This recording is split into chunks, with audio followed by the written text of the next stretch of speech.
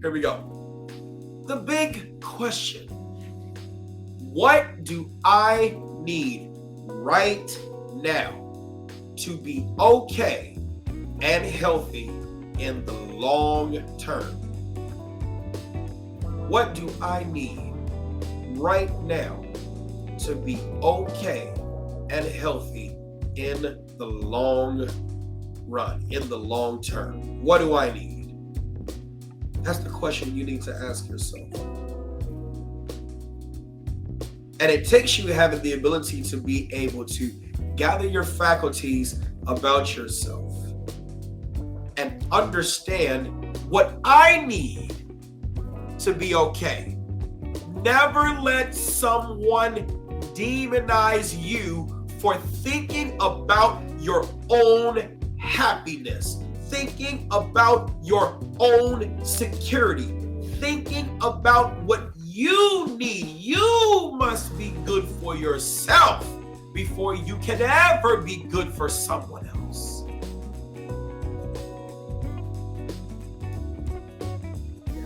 What do you think about that?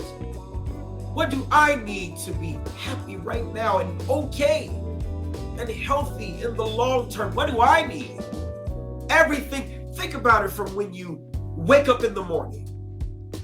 Whether you took your shower last night or took your shower this morning or a bath, whatever, you set the water to the temperature you desire. You use the soaps that you desire. You got your towel that you desire.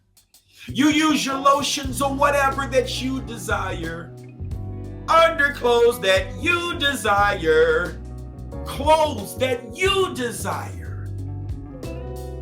Food that you make that you desire. You sit in your favorite chair that you desire. You watch your television program or read your newspaper or whatever that you desire. Everything else that you desire, except when it comes down to relationships, you gotta compromise.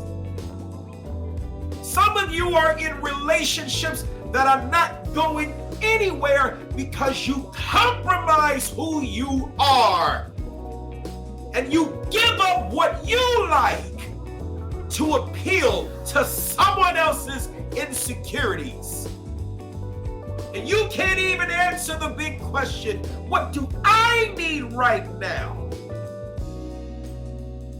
to be okay and healthy in the long term? Think on that. Think on that. To answer that question, you got to function out the evolved brain. You can't operate in your feelings. Oh, God. Here we go. Feelings. We're going to learn about that next, right? You've heard me talk about the amygdala before. Fight, flight, freeze, and emotions, all impulsive. You got to operate out the evolved brain, which means you got to be able to think. And when you learn about the different anger levels, irritation is small, rage is big, that's 10, from 1 to 10. The goal is to be able to know your triggers, know what sets you off, know what makes you upset, know who makes you upset, what conversations can I handle, what can I handle, what people can I handle, who can I handle, who do I need to stay away from, what do I need to stay away from, because when I get around this person, something in me, it just triggers. It's a certain thing. You got to be aware that the goal is to catch it. You got to catch it. You got to catch it. You got to catch it. Because when you can start to catch it, you can control it. You can manage it. You can manage it. Because once you get past a certain level of anger, you are no longer in the evolved brain. You are all in the amygdala. You are in your feelings. You're not in logic. And your feelings matter. Oh, your feelings matter. But there is a time and a place. There's a time and a place. The primitive, the primitive brain does not have thinking capacity. If you begin to function out of the primitive brain as a result of a triggering situation, by virtue of asking the big question, you are automatically redirected towards functioning out of the evolved brain. And let me tell you one thing that you can do now. One thing that you can do now. Stop using the word why. I know who, what, where, when, why, and how. Oh my God, here we go. Who, you. What, you begin to think about the process or processes, however you want to say it. When, then, where, there. Why, huh? Because when you say the word why to a person who has trauma, you trigger their defenses. Who are you to ask me why?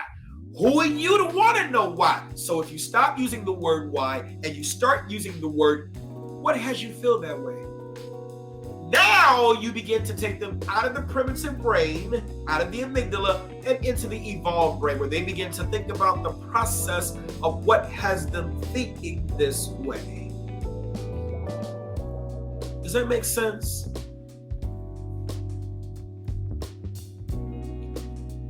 One more important to the big question in that answer. It can't be what others do for you. It has to be what you do for yourself. Didn't I say that? Wow!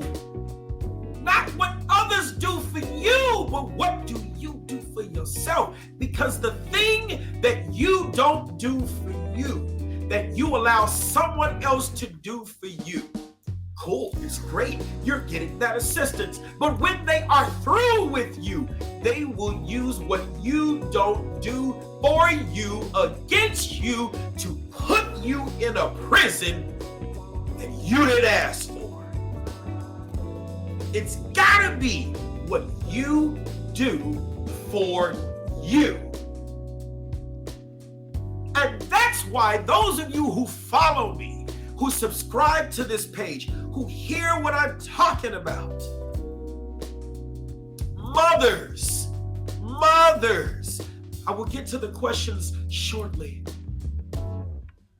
Mothers, you have got to teach your sons and daughters knowledge, skills, and abilities so they have the ability to do for self.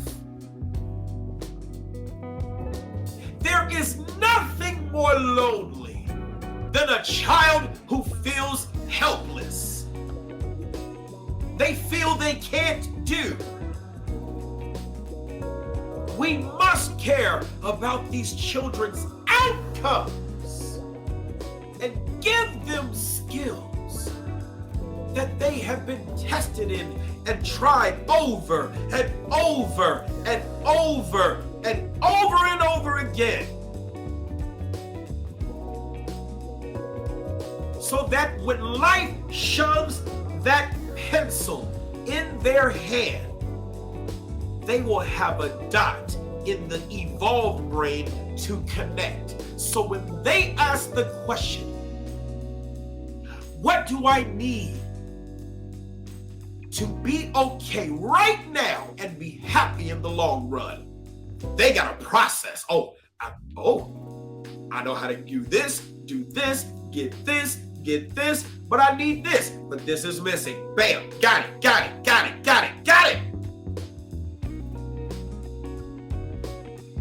And why do I say mothers and not fathers?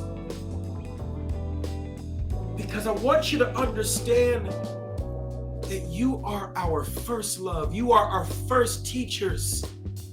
Oh, you matter more than you know. And when you don't heal from your traumas, you actually give it to us. You matter. And don't let someone make you feel bad. I had a sidebar on this one. Well, you chose to have that baby with that man. Y'all stop saying those things like that, because here's this. I used to say it too, gotta be honest. But that is a slap to the face regarding the trauma that mother had in making that choice.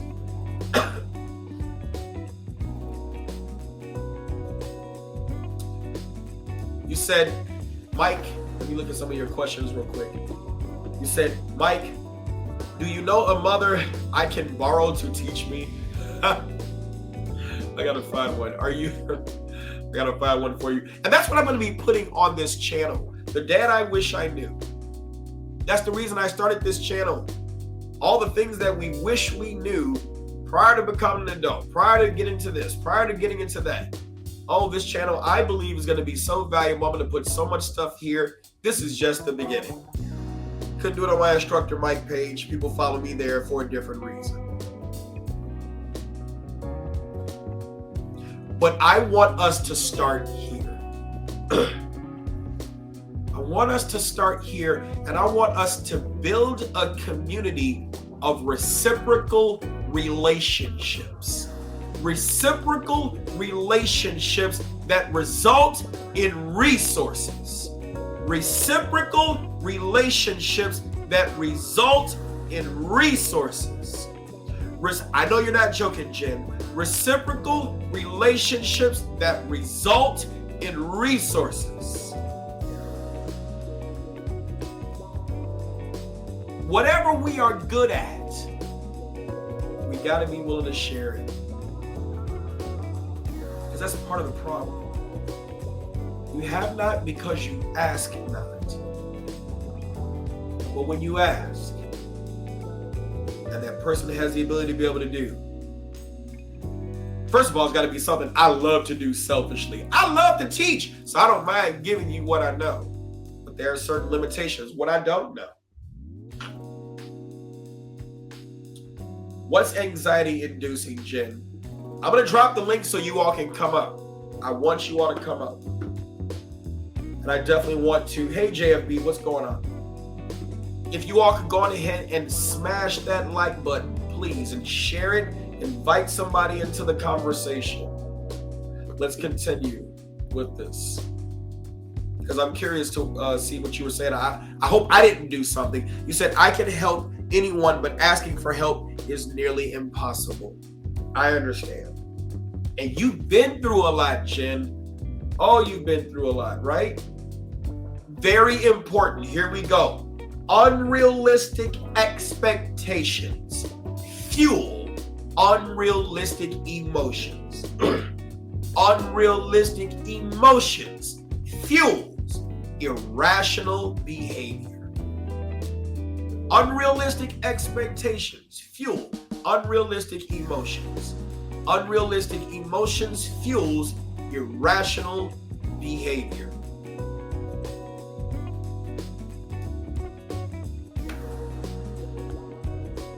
Does it make sense for me to, I may feel this way.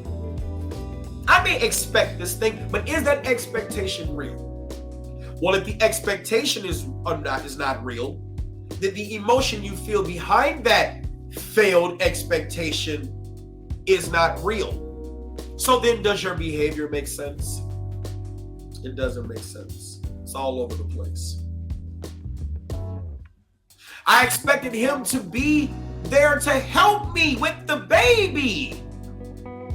Who's trained him how to do that?